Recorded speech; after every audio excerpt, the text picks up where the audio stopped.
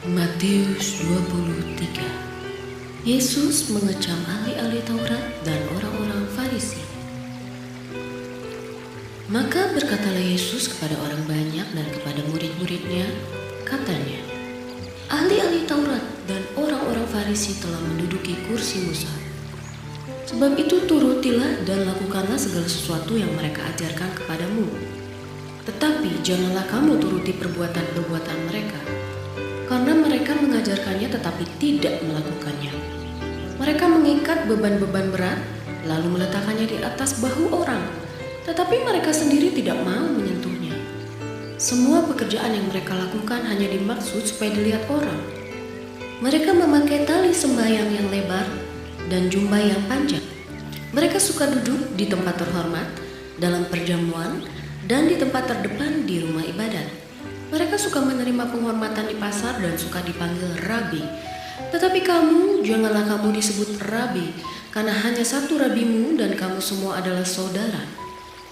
Dan janganlah kamu menyebut siapapun bapa di bumi ini, karena hanya satu bapamu, yaitu Dia yang di surga. Janganlah pula kamu disebut pemimpin, karena hanya satu pemimpinmu, yaitu Mesias. Barang siapa terbesar di antara kamu, hendaklah ia menjadi pelayanmu. Dan barang siapa meninggikan diri, ia akan direndahkan, dan barang siapa merendahkan diri, ia akan ditinggikan. Celakalah kamu, hai ahli-ahli Taurat dan orang-orang Farisi, hai kamu orang-orang munafik, karena kamu menutup pintu-pintu kerajaan surga di depan orang, sebab kamu sendiri tidak masuk, dan kamu merintangi mereka yang berusaha untuk masuk. Celakalah kamu, hai ahli-ahli Taurat dan orang-orang Farisi, hai kamu orang-orang munafik, sebab kamu menelan rumah janda-janda, sedang kamu mengelabui mata orang dengan doa yang panjang-panjang. Sebab itu kamu pasti akan menerima hukuman yang lebih berat.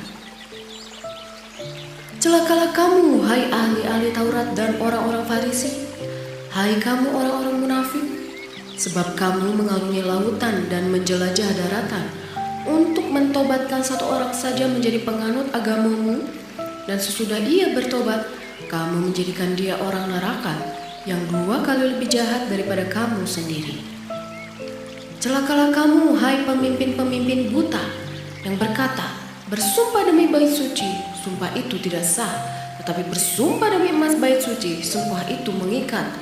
Hai kamu orang-orang bodoh dan orang-orang buta, apakah yang lebih penting, emas atau bait suci yang menguruskan emas itu? Bersumpah demi mezbah, sumpah itu tidak sah, tetapi bersumpah demi persembahan yang ada di atasnya, sumpah itu mengikat. Hai kamu orang-orang buta, apakah yang lebih penting, persembahan atau mezbah yang menguruskan persembahan itu?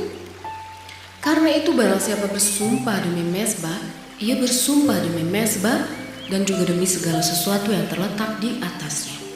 Dan barang siapa bersumpah demi bait suci, ia bersumpah demi bait suci dan juga demi Dia yang diam di situ.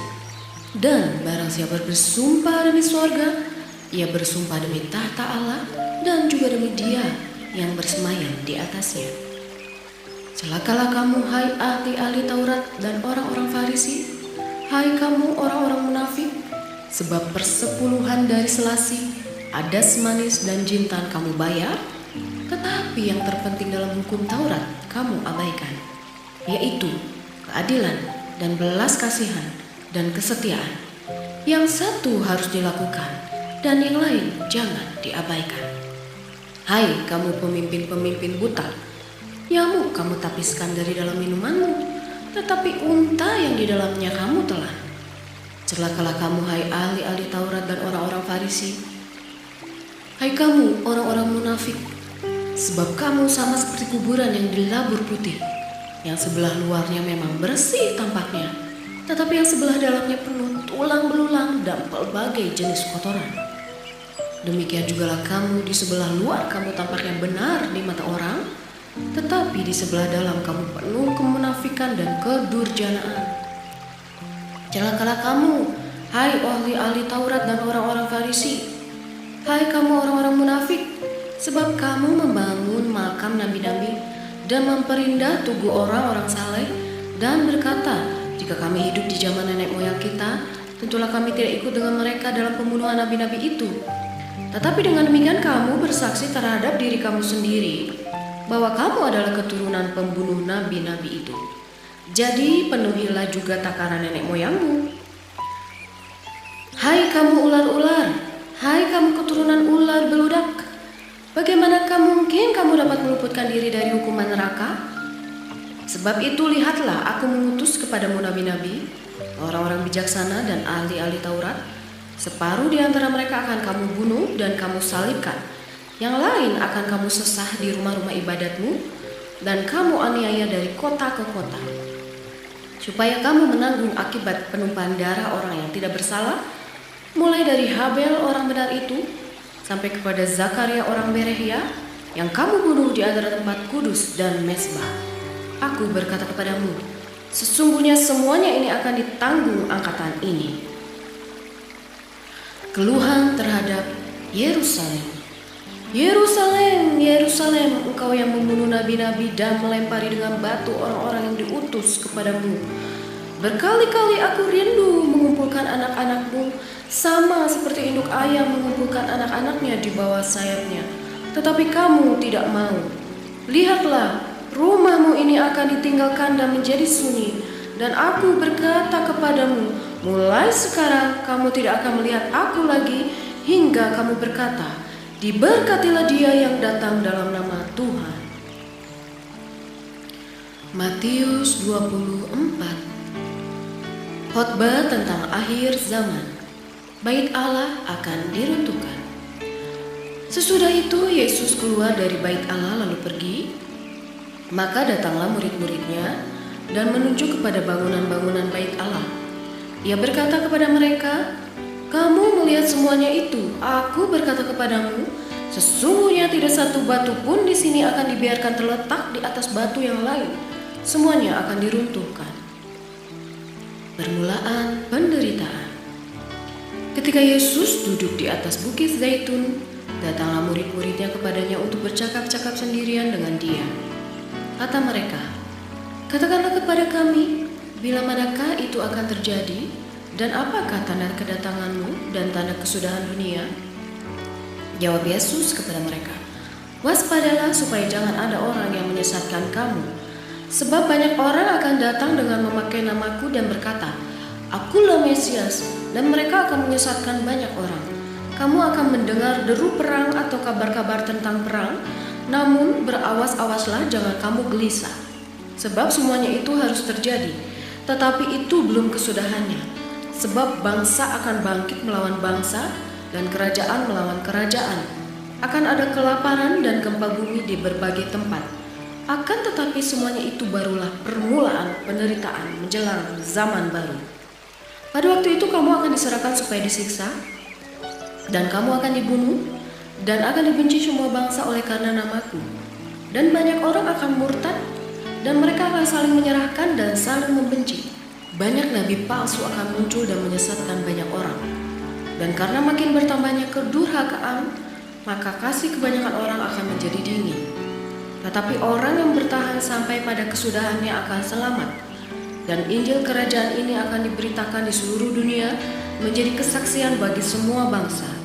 Sesudah itu barulah tiba kesudahannya. Siksaan yang berat dan Mesias-Mesias palsu. Jadi apabila kamu melihat pembinasa keji berdiri di tempat kudus, menurut firman yang disampaikan oleh Nabi Daniel, para pembaca hendaklah memperhatikannya. Maka orang-orang yang di Yudea haruslah melarikan diri ke pegunungan. Orang yang sedang di peranginan di atas rumah janganlah ia turun untuk mengambil barang-barang dari rumahnya. Dan orang yang sedang di ladang janganlah ia kembali untuk mengambil pakaiannya. Celakalah ibu-ibu yang sedang hamil atau yang menyusukan bayi pada masa itu. Berdoalah supaya waktu kamu melarikan diri itu jangan jatuh pada musim dingin dan jangan pada hari Sabat. Sebab pada masa itu akan terjadi siksaan yang dahsyat seperti yang belum pernah terjadi sejak awal dunia sampai sekarang, dan yang tidak akan terjadi lagi. Dan sekiranya waktunya tidak dipersingkat, maka dari segala yang hidup tidak akan ada yang selamat. Akan tetapi oleh karena orang-orang pilihan waktu itu akan dipersingkat. Pada waktu itu, jika orang berkata kepada kamu, "Lihat, Mesias ada di sini," atau "Mesias ada di sana," jangan kamu percaya. Sebab Mesias-Mesias palsu dan nabi-nabi palsu akan muncul, dan mereka akan mengadakan tanda-tanda yang dahsyat dan mukjizat-mukjizat, sehingga sekiranya mungkin mereka menyesatkan orang-orang pilihan juga. Camkanlah, aku sudah mengatakannya terlebih dahulu kepadamu. Jadi apabila orang berkata kepadamu, "Lihat, ia ada di padang gurun," janganlah kamu pergi ke situ. Atau, "Lihat, ia ada di dalam bilik," janganlah kamu percaya. Sebab sama seperti kilat memancar dari sebelah timur dan melontarkan cahayanya sampai ke barat, demikian pula lah kelak kedatangan Anak Manusia.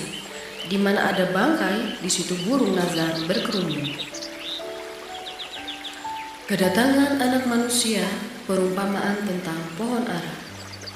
Segera sesudah siksaan pada masa itu, matahari akan menjadi gelap dan bulan tidak bercahaya, dan bintang-bintang akan berjatuhan dari langit, dan kuasa-kuasa langit akan goncang.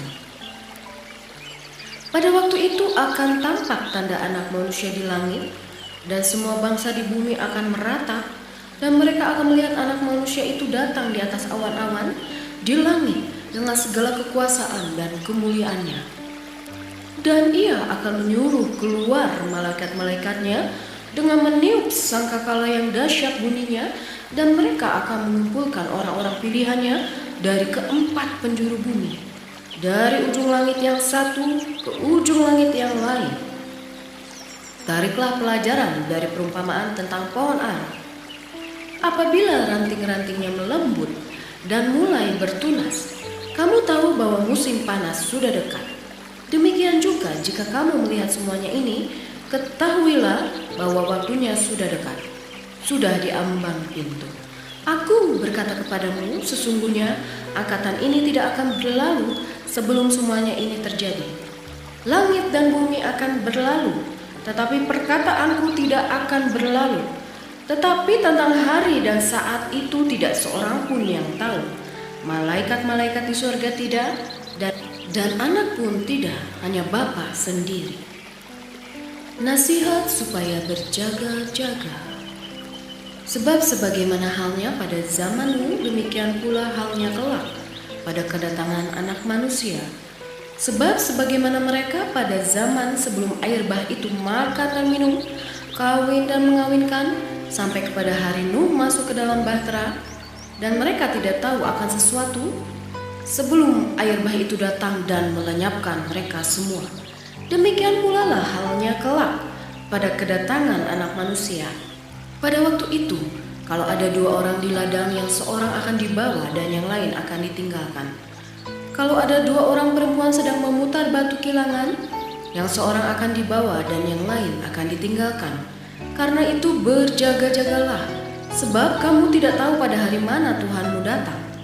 Tetapi ketahuilah ini, jika tuan rumah tahu pada waktu mana pada malam hari pencuri akan datang, sudahlah pasti ia berjaga-jaga dan tidak akan membiarkan rumahnya dibongkar. Sebab itu, hendaklah kamu juga siap sedia, karena Anak Manusia datang pada saat yang tidak kamu duga. Perumpamaan tentang hamba yang setia dan hamba yang jahat. Siapakah hamba yang setia dan bijaksana, yang diangkat oleh tuannya atas orang-orangnya untuk memberikan mereka makanan pada waktunya?